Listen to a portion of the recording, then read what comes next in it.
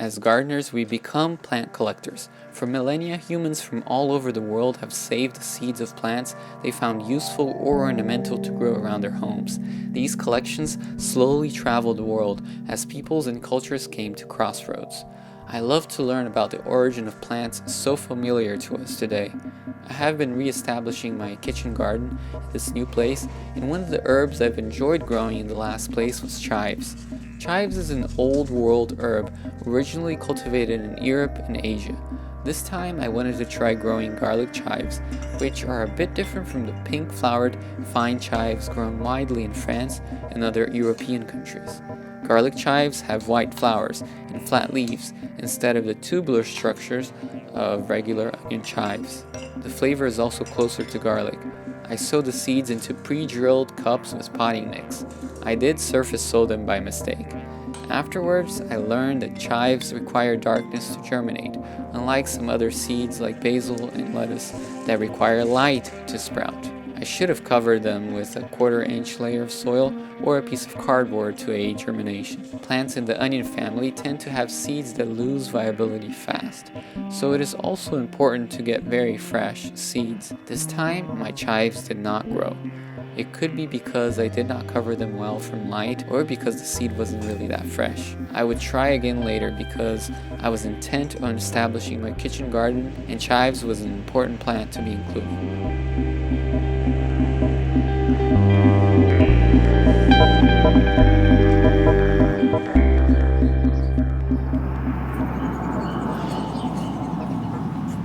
I have been slowly developing the kitchen garden here. It's inspired by the French Potager, which is nothing more than a fancy vegetable garden. That's why I designed these more elaborate cages here. Partially because they look nice, but also mainly because they protect the plants that groundhogs love to eat from the groundhog. This is the third one I'm in the process still of building. I'll probably add one more over there, if not two, towards that side.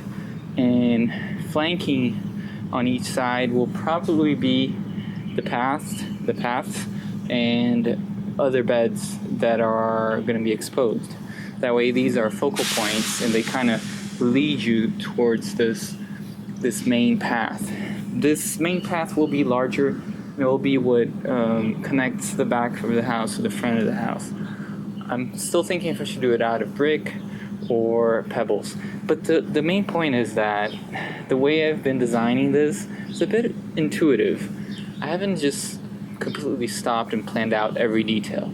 I am responding to things as I get them and as my plans emerge by themselves as I do them.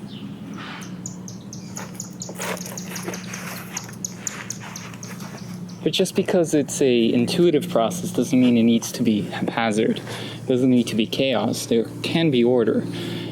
It just means that I'm not restricting myself to this rigid plan and I'm responding as I go through, but I'm still trying to instill a sense of order and proportion. One example is, these beds here. When I had the idea, I didn't just immediately build them. I mulled the idea over in my head until I had a clear idea of what I wanted. Then I drew, and I even happened to model it in 3D to see how feasible it would be to build them. I wanted to get the right size and proportion for it to be useful and also to be economical when building, so that the store-bought lumber could easily fit the amount of the length I was trying to give to each thing, either the width, the height, and also the size of the panels to match the chicken wire. So everything had a purpose and everything wasn't just to be beautiful. Design needs to have form and function. It cannot just be function because then it's ugly, and it cannot just be form because then it's useless. But when you get good design, it's synergistic. You get something more than the part of its sums. Than the sum of its parts, I'm sorry. I believe growing a garden has to be more than just putting useful plants in the ground and caring for them. While this is the main activity and the primary objective, a garden is different from a farm precisely because it is about creating a sense of place by how you display your plants. It transcends utility, becoming a form of art, of living ephemeral architecture. Of all the garden styles that exist, I respond to most of the French potager or the cottage garden precisely because they're able to marry the deeply practical, growing food, with the transcendent by the use of design. I was happy to see the roses that I had bought as an end-of-season clearance were starting to take shape. I'm happy to see the roses well established. They seem to be really getting accustomed to their new place. They've already bloomed. This is their second wave of blooms. They had bloomed at first when I planted them because they did have buds, and now after that passed, they are in their second flush of blooms. I hope that the fertilizer I put when I planted them and the things I did helped their roots get established, and it seems like it did. Their leaves are beautiful. But one thing I think is key is to put lots of grass clipping as mulch. I've been dumping all of the grass clippings, which I have a lot of, around the roses, and you can clearly see that they've been loving it. I hope that this whole area here becomes like a sea of blooms that bloom throughout the whole season. That's my intent, and I am really happy with the color. I think the color is perfect to complement the house.